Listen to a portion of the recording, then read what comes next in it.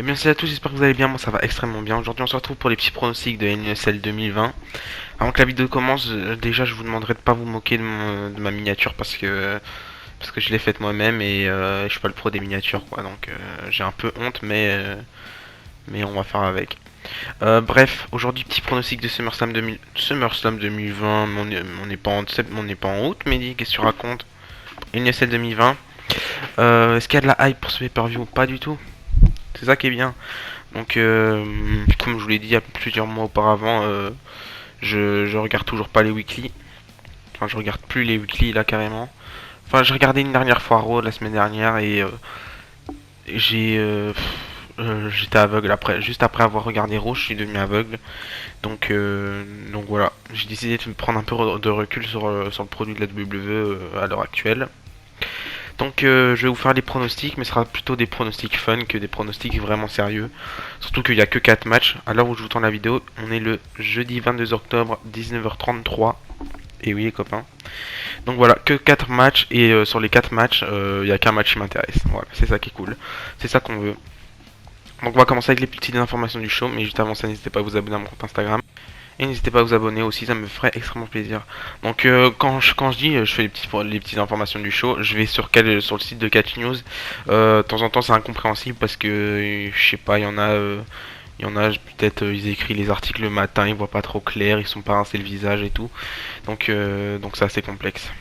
Bon, sans plus tarder, on va commencer avec les informations du show. Je sais pas si je vais comprendre un mot de ce qu'il est écrit, mais on va essayer, mais je vous garantis rien. En aucun cas je juge. Hein. Ils font de leur mieux, mais voilà, on pourrait faire un petit effort. Bref, la WWE présentera WWE NSL 2020 le 25 octobre en direct du Thunderdome. C'est le show qui verra des superstars s'affronter dans une grande cage, puisqu'on nous changeons d'heure. Ah ouais, c'est français et tout. Puisque nous changeons d'heure. En Europe, avant l'Amérique, le show commencera une heure plus tôt, soit à minuit, heure de Paris, ou 19h, heure de Montréal, et il sera diffusé sur le WWE Network. Donc comme je vous l'ai dit, il n'y a que 4 matchs, il n'y a même pas de kick-off d'annoncer. Tant mieux en vrai. Ah oui, j'avais oublié ça, qu'il y avait des stipulations de temps en temps. Bah oui, c'est une SL les gars. Donc voilà, sans plus tarder, on va commencer avec le premier match. J'espère que vous êtes hypés, et n'oubliez pas non plus de me dire vos pronostics dans les commentaires. Ça me ferait extrêmement plaisir. Donc les amis, premier match de l'année, on va pas s'en remettre de sitôt de ce match. Le match va être incroyable.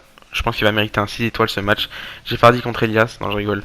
Jeff Hardy contre Elias, il m'a pas du tout ce match. Je pense même pas que je vais regarder. Enfin, déjà moi, je vous le dis, je sais pas vous, mais moi je ne regarderai pas en direct ce show.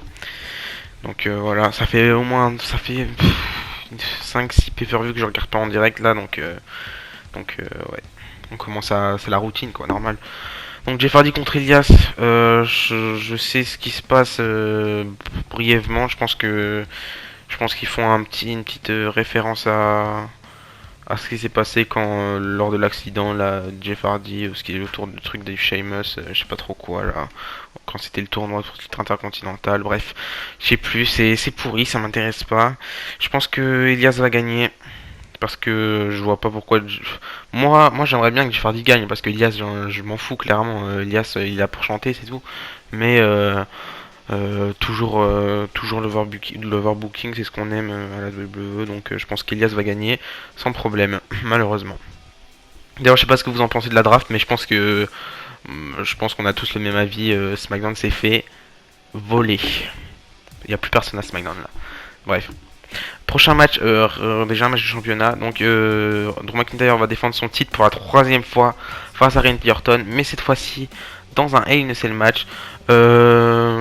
J'ai l'impression que chaque année, il nous faut Randy Orton dans un match Hell in a Cell. Comme par hasard, je dis ça, mais l'année dernière, il n'y avait aucun match de Randy Orton à Hell in a Cell. Enfin, il y a eu un match contre Mustafa Ali, mais pas dans un Hell in a Cell match, si je me rappelle bien. Mais chaque année il est là d'habitude Randy Orton et voilà, mais là ça me dérange pas parce que là j'aime bien Randy Orton, c'est une des seules choses qui marche à Raw actuellement, mais un troisième match, je vais avoir du mal à regarder ce match, hein. Je pense même que je vais le skipper, enfin pas skipper mais je vais avancer un petit peu dans le temps quoi. Et oui, je pense que s'ils font un troisième match, Si vous vous rappelez de mes anciens pronostics, à chaque fois je disais que Drew McIntyre conservait. Là malheureusement je vais suivre un petit peu la foule, je vais dire que Randy Orton va gagner. Randy Orton a un peu plus d'expérience dans les NSL match. Mais c'est pas pour ça que Drew McIntyre ne peut pas gagner. Hein. Moi je suis pour Drew McIntyre conserve. Et voilà. Donc c'est tout. Pour moi ce sera une victoire de Drew McIntyre, choix du cœur et choix de la raison.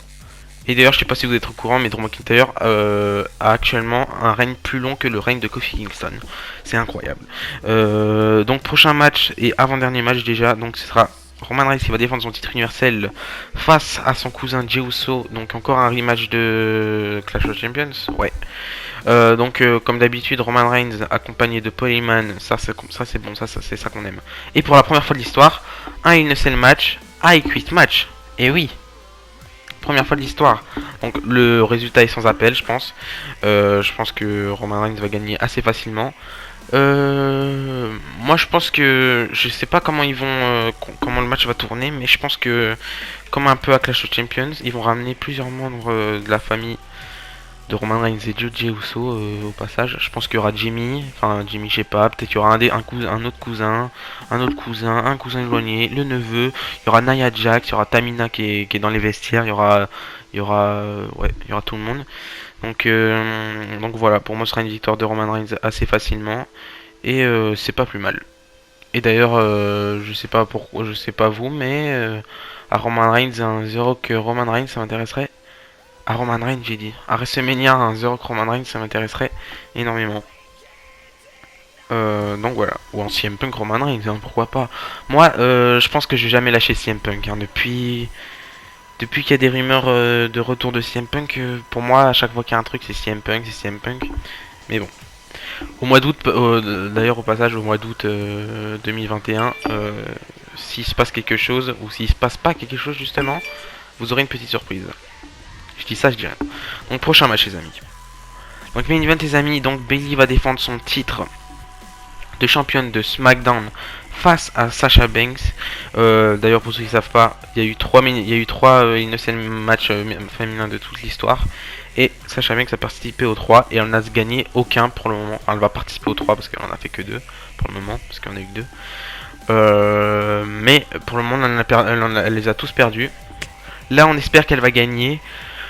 Moi j'adore Bayley, je préfère Bayley que Sasha Banks. Enfin Bayley face, moi je suis un grand partisan de Bayley face. Je sais qu'il y en a qui aiment pas trop Bayley en face parce que c'est un peu trop bébé. Bref, tchic et tchac. Moi j'adore Bayley en face. Mais là Bayley en heel je peux plus me la voir. Donc même si pour le moment c'est ce qui marche le mieux. Hein, côté féminin, il n'y a que elle de toute façon. Et Sasha Banks. Donc moi je pronostiquer une victoire de Sasha Banks. Ce sera son premier NSL match et elle va gagner. J'ai envie que ce soit bien hardcore ce match. Enfin hardcore, j'ai pas envie qu'elle saigne de partout, mais je veux dire, j'aimerais bien qu'elle monte au-dessus de la cage, au-dessus de la cellule. Ça fait longtemps, ça fait combien de temps qu'on a plus vu un truc au-dessus de la cellule? Ça fait depuis 2018, ouais, Drew McIntyre et Dean Ambrose, je crois, il me semble. Pendant le main event, pendant Roman Reigns contre Roman. Bref, je raconte ma vie là. Donc voilà, pour moi ce sera choix du cœur Sasha Banks, c'est choix de la raison Sasha Banks. J'espère qu'elles vont faire un bon match. Je me répète encore une fois, mais mon match féminin préféré c'est c'est à NXT TakeOver Brooklyn, Sasha Banks contre Bayley pour le site de la NXT. Donc là j'espère qu'elles vont nous faire un match sensationnel, même si sans public ça va être compliqué. Donc voilà. Encore une fois, n'hésitez pas à mettre vos pronostics dans les commentaires. Ça me ferait extrêmement plaisir de lire tous vos commentaires, même si on n'a pas souvent. Mais voilà, on tient la route, on est là. Hein. D'ailleurs on est bientôt à la 100e vidéo. Et donc voilà. Donc voilà les amis, c'est la fin de cette pronostic, j'espère que ça vous aura plu. Bon, en tout cas ça m'a fait plaisir de faire cette petite vidéo assez courte finalement. Enfin non, pas assez courte puisque j'ai pris le temps de parler de chaque match. D'habitude je fais pas trop ça, je passe vite les matchs. Parce qu'il y en a beaucoup plus d'habitude. Demain il y aura SmackDown, donc je pense qu'ils vont rajouter quelques petits matchs genre... Genre quoi, qu'est-ce qu'ils peuvent rajouter là comme match? Je sais pas. Un petit match pour Biggie serait sympa. Surtout qu'il va démarrer son punch. Oh là là là là là là. Son push. Donc voilà. Donc les petits pouces bleus si vous voulez bien, mon compte Instagram et dans la barre d'infos. Et n'oubliez pas les amis, tant qu'il y a du catch à l'espoir. Bisous bisous.